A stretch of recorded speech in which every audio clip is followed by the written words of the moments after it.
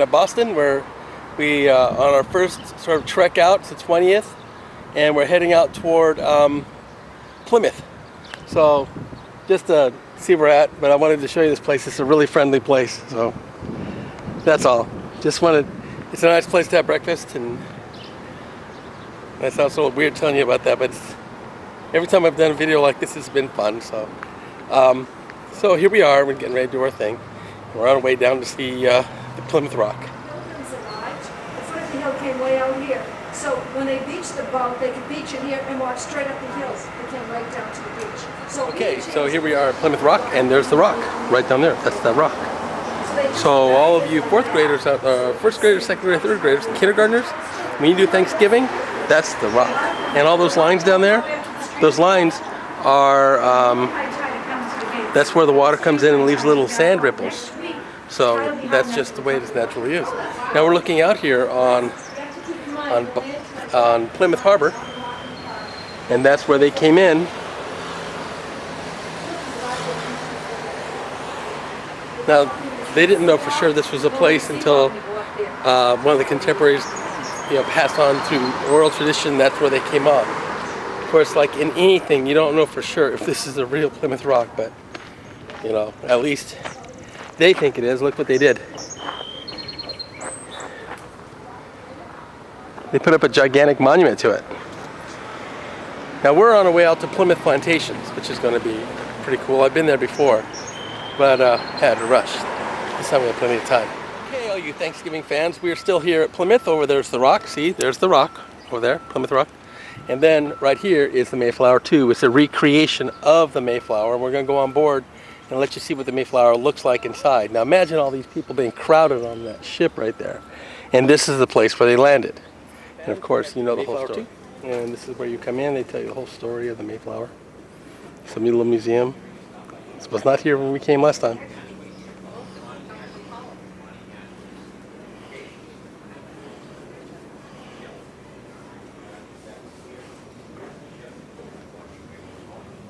Little kid area there. Okay, so now we're on the Mayflower II. This is the front part, the foredeck. Here, this is the navigator's place. This is where everybody steered the ship, decided where it was going to go. Jamestown's biggest ship is only 2/3 the size. Columbus, equal-wise, it's pretty full. And it isn't a people ship, it's a cargo ship. Mayflower, the original ship, was built for the lumber and wine trade. It never carries people on any of these trips. Master Christopher Jones is master and commander of Mayflower. He's the man who's been hired to carry the people here. He's part owner of Mayflower also. Now also when we came here, they had a living history group that came out, and they acted as if they were on the ship.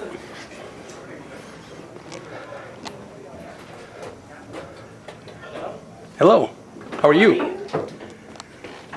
Beautiful day today, huh? Well enough, it's more for travel than anything. It's a bit still though, not a lot of wind to it. No, this would not be a good sailing day. Okay. Can I ask you that again? What was the trip like coming over?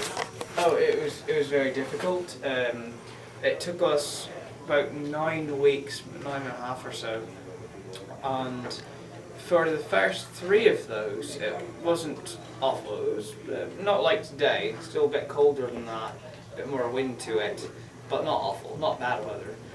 But for the latter 6 weeks of it, it was entirely dreadful.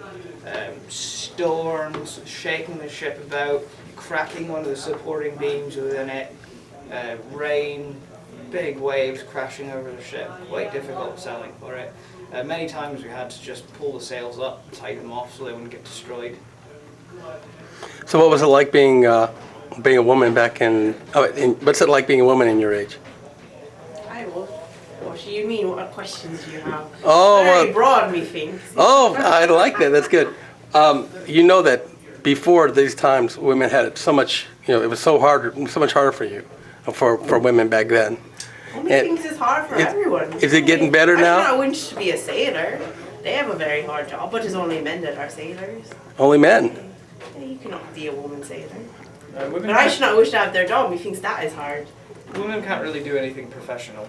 Well, they can't. We don't have trade that we're speaking of. Right. Being a good wife is a trade in of itself. Oh, see, that goes on forever, though, right? Sorry? That's something that goes on forever, Oh, yeah, probably it's for the a rest of our necessary lives. Part of society. Oh, yeah. Thank you. Well, you need to have someone that has to care for the rest of the family. Hmm. So men are too busy doing other things, right? Oh, just so, yeah. You're meant to be doing other things off. And then when they come back, say from working in the fields or something, they should not wish to cook. So that's what I be doing all day. I should be cooking for them. I'm listening. Well, not all day, but that is a quickly part of it. Yeah, you cook Well, dinner, thank you. Cook supper.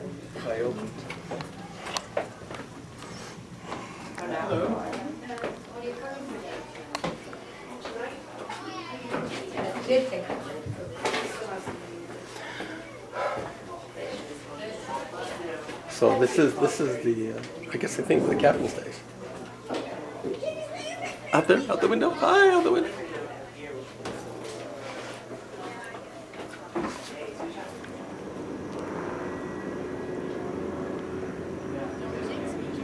Okay, now we're going down into the hold. Here's in the forecastle. Some of the stores they had.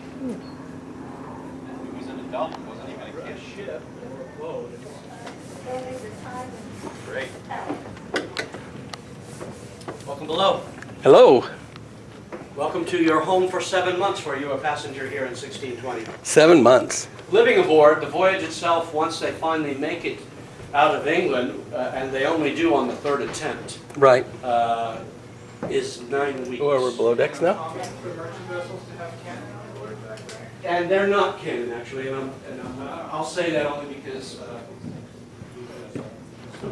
Okay, here's a sleeping berth. This is not Birkin And there's a sleeping here. That's a sacred. Doesn't matter to us. Cannons requires a 10. But guns coming on ships, sure. There's piracy. So that's why we have stern chasers. A merchant ship is not interested in battle. I mean, I'm a hired man. I'm not going to lose my life over some merchant's good. Take it all if we get captured, as far as I'm concerned. Okay, all of you Mayflower plan. Okay, all you Mayflower. Okay, all you Mayflower fan. I'm gonna have Tongue to. twister, huh? Okay, all you Mayflower fans. Here we are at Plymouth Plantation, and we're here to get a look at what it was like to be a colonist on this failed venture into capitalism. Okay, you pilgrim friends. Okay, so here we are. We're getting ready to go into the village, the plantation, and it's all recreation, so we'll just see what we have going on in there. But this is generally the terrain, you know, that was going on way back then. Oh, look at the gardening out there. Maybe that's what I would be doing if I went. You're at home too.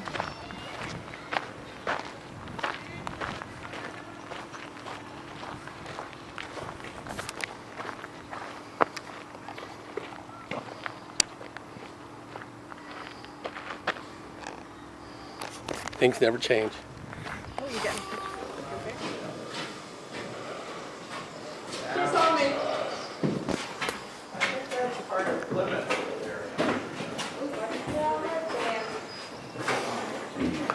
Okay, here we are. We're at Plymouth Plantations, and we're just looking around here, looking over the village. But I was just looking over here. We're sort of in a castle. Nice picture again. Sort of in a castle. See, look at this. Now, if you thought everybody was friendly, why would you build yourself a castle turret? I don't think you would. Well, thank you for coming to visit. Yeah, it's a pleasure to visit. Slow down. Mostly oak. Now these are pine, these big ones, but the frame is all oak. Yeah. And my ice mother. Goodbye. Goodbye. Walking with you now. That's the hand. This is my cookie. Sorry? What's your cookie? My craft, I'm a soldier. Oh, okay. I haven't been doing it this morning. No, I was just showing them the sword. All the way down there and take a I was just wondering. Well, you know, young lads always want to see a sword. And they always, that's what takes their eye and everything. But I suppose, I mean, I'm a farmer, is where my daily bread cometh from. But that's true of every man here, really. We are, and beyond that, I suppose I do all the work of the carpenter and the fisherman and the hunter and any number of other things too. But that's common to all fellows in the colony here. Yeah. Just to survive. It's so new, yeah. I mean, and it's such a small village. I mean, a man couldn't really sustain his family at a single trade here. I mean, there are men that were guildsmen before coming. I mean, there's a couple of blacksmiths here. There's a shipwright. Well, there's a man who was an apprentice shipwright. But yeah, carpenters, house carpenters, and such. And their work is usable. I mean, it's good to have, but they can't do it all the year long. I mean, there's just not enough coal for it. I mean, there are fellows that were wheelwrights. There's a man that was I mean, there's a lot of carpenters. Then I suppose as years pass, they might look to sustain themselves at a particular trade if there's more people to come and live here. But I think many have come here with the idea that if they become a landowner, that they would not have to ply a trade, farming certainly, and the care of the land. But that's why a lot of fellows have taken up trades back home. I mean, even for my part, who would say, well, I'm a soldier by trade. Well, because I have an elder brother who inherited all of our family estates, which is to say, estate maketh it sound, I mean, it's the legal term for it, really it's a fund. But, no, it's, I mean, it's not as if I've come here as a beggar, but we take up a trade, and yet I suppose it is sort of to move beyond simply soldiering to come here too. Yeah. For I have a family and everything. But there's not any shame in plying a trade. I don't mean to say that, but I think people all came here to better their situation. And when I say to become a landowner, I say not just to collect rents from people and settle out, but that they have something for their children, something to eat. Thank you very much. You're very welcome. Didn't you always like to play soldier and all when you were a child? Oh, yeah. And I say it was not to manage our family lands that was not my lot there. And I don't know. I mean, I have a brother that went into the ministry, and he has passed on now.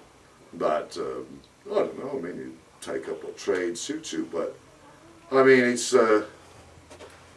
it always had some appeal, and I suppose it had more appeal before I'd done it.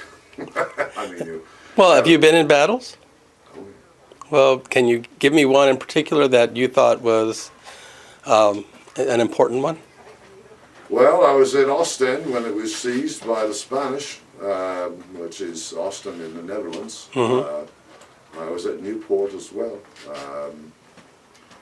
I mean, important battles, I don't know. I mean, they all have their part in the, well, I don't know, in the parade of history, if you want to call it so. But I mean, I suppose they were losing battles as far as our part was concerned. I was in an English company that we were hired to be to Graaf Maurice, the Prince of the Netherlands, when the Spanish were fighting against him there. And important, I don't know. I mean, they all are. Oh, yeah, each one has its part. Just so, yeah. And you might think of them as, well, depending on which side you were on, I suppose they're better or worse. That's the nature of the crafted battle. So, How are you? Go ahead. Each side thinks they're good and the other one's the bad one. Well, you should not be at war with someone if you think you're wrong. I can tell you that. So now that you're here, do you actually call the battle here in the village often? No, we are not in a state of war here, but it is that particular craft of mine that allows me to hold the office I do, which is to say, to train the militia of the town for the defense of the day. But no, we're not sent off into foreign lands to fight. I mean, it's, but it is the same work, in the sense that, well, I mean, it's like saying a housewright builds houses, but he might build a church too. Now, it's not a different trade, for it's the same kind of work, but he's not going to build 20 churches in the same town, but he might build 20 houses. And I don't know, I mean, one is for this purpose and one's for that purpose, but it's the same kind of work. Fetch water. Got myself dressed, of course. Mm-hmm. I've Now we're going to go in and started listen. cooking. Just let it go. I'm almost done. We're gonna eat soon. We're gonna have dinner soon. So, as you can see, I'm making a few different dishes. I have an old hen cooking. Oh, and I went and gathered gooseberries. Because the gooseberries are part of the sauce I've Keep made going, for this spread thing. down a little. Yeah, come on in, children. Go all the way down. They're building houses. Right, that's what it looks like. Oh, we're cooking something for lunch, maybe. Where's everybody traveling from? Oh, you can get in front of me if you want. I'm getting out of the way. Go ahead, ladies. You can get in front. Yeah. My husband Edward's from Worcestershire, Mass. What do you mean Mass? Do you mean the Massachusetts native people? Massachusetts. They are native people. Do you know that? That there are really no other English colonies until you get down to Jamestown. I'll show you. See my arm? This to me is a map of Cape Cod. Have you ever seen a map of Cape Cod? Yes. We did one. You made one out of So clay. where do you think we live right now? Anybody know? Cape Cod. In the middle. In the heart. Right here. Right here. In the soldier. But you gotta go up. Soldier. You have to go up north to the Massachusetts. Right? At first, when we first arrived in 1620, we were here and explored this part of the Cape. And then we decided on this place. So now you know what map of Cape Cod is, but your arm looks like a map of Cape Cod. So she said Chummy. Or Cape James, it's also called Cape James. And then Tokyo. Hey, have you ever heard of Cape Anna? No. Have you ever heard of Nantasco? Go easy, easy children. How about, let's see, the Charles River? Yeah. Oh, yes. Yeah. Now, has anybody traveled here before? No. No one? I only traveled once. Well, welcome to New Plymouth. That is some bread. That's pieces of bread. Too close. And I have a chicken cooking in the other kettle. We just saw a chicken. Yeah. I can hear it. It's like. It's frying, that's frying. That's a frying pan. So I have some bread. I've broken bread into sippets, into pieces, and I'm frying it in butter. And then I'm going to put some sugar upon it. Does that not sound too much? Wasn't it hard to get sugar though? Okay, That's a sugar, bug. I get Let's sugar go. from England. Repeat. You get sugar from England? Is no one going to say goodbye to me? Bye. Bye. Thank you. You can do what you wish. Girl, you asked me a question. It's all right. You can do what you like.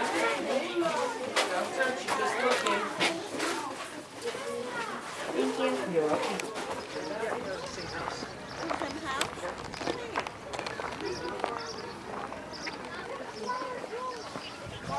Oink, oink. That is a chicken. This? Yeah, you go. Do you see an oink over there? Is there a pig over there? No. Okay. What grade are you in? Third. Okay. Marco! They're making a house over there. Bam! Oink, oink, oink. They're making a house. Let's go. The 1700s, the pirates were here. Let's go see. Let's go see. That's my chance. At least I got the shadier spot. Yeah, for a little bit. True. All by then we'll be on the other end of the roof. Why did you choose thatch here instead of wood? Thatch is better. Tell me why, please. Grasses hold better. They're tighter to the structure. It'll keep all the weather from getting to it. A board roof, that's just going to rot over time. You help too. You might have a dry spring. Very cool. I have no children, sir. I had a child, but she died. So I have my sister live here with her husband and 2 children, and my nephew. He has no mother and father anymore. So we had taken him on as a son. So I do help with the bringing up of children, but they are not my own. That's just as important. God has a plan with all of us. So my husband seemed to think that perhaps I might also have talent to become a schoolmistress. Ah. Who knows, more later we might have a school. Well, how many children are in the colony? Many, I think about 3 score. Now in the winter time, many take parents in the winter time to teach their children their letters in the house. But some of my neighbors who are of the Church of England, they only teach their boys. Now my husband thinks it's also important for the girls that they can. Now that's really progressive. That's really someone who's thinking ahead of how important things are. We have separated ourselves from the King's Church. In England they keep the dumb side. But we think it's important that you yourself can read the Bible. Oh yes. If you can read the Bible yourself and read it aloud, you cannot only see it and hear it and get more better understanding. My husband has said, after Adam and Eve ate of the fruit, the world became corrupt. That we cannot decide for ourselves what is good or bad. You need to rely on Scripture. That gives you example. Do you think that'll ever change? But what will change? Do you think that'll ever change that women will think independently from their husbands? Well, I hope not too much.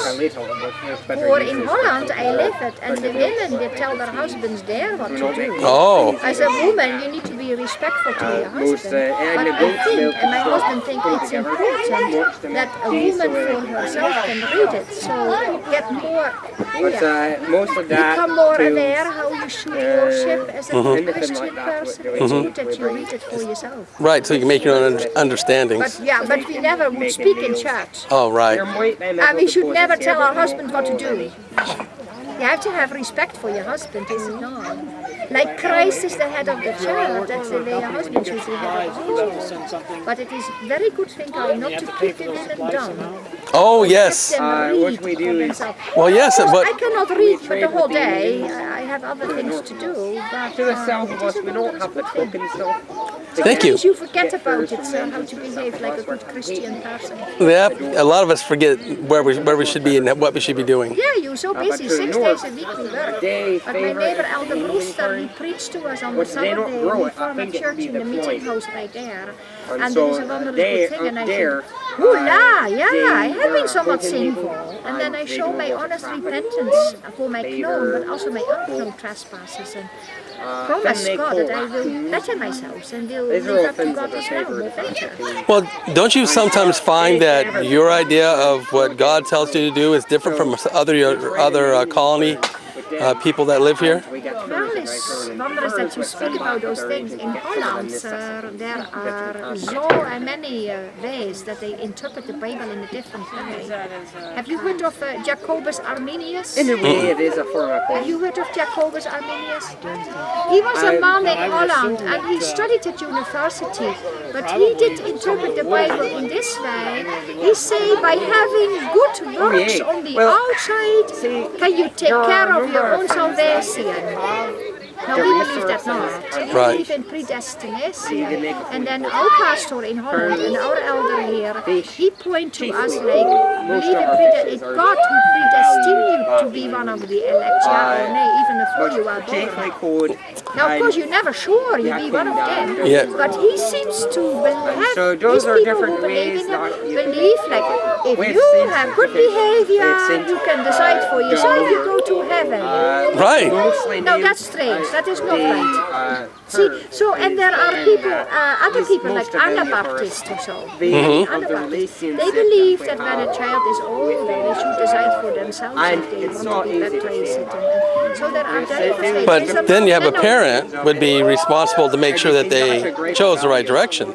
Yeah, well, you try to guide them by the help of the Bible. We've had to prove And by the help of a learned man like Albert They had Einstein all or kinds of fine Alpasser in ideas. Holland. I think there were many young men In England, they keep you down. You know, who saw all these fishing with bishops and not bishops, vicars and whatever have you underneath the bishops and the like. They read from the book of common prayer, alone in England at the same time. And they think you learn something, or it's repetition after repetition. It is not so. Our elder, he observes us during the week, and then he say like, what did I to teach about this Sabbath day? And he had been observing us, I think, being somewhat selfish. And he took the last time, he took part of the Bible from Corinth, and he taught us, seek not your own wealth, but have your help your neighbors to seek theirs. And then yours will follow. And you need to be reminded about it. That's the thing, we are all sinful. I think that is going to be for all of the future, way ahead. People should be thinking like that. Take care of others, and your health will follow. We'll see. Wouldn't it be wondrous to have all love amongst you? But maybe I'm just a dreamer. No, this is not paradise. It won't be a perfect world. But maybe that's in the life thereafter. Thank you. Thank you.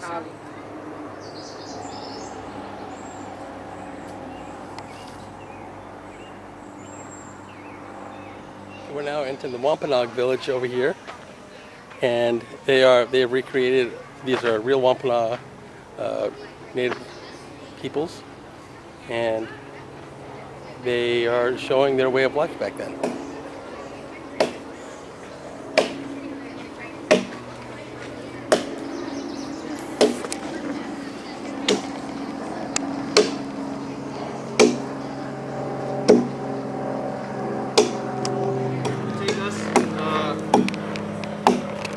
Back then, probably about 4 or 5 days for one to set.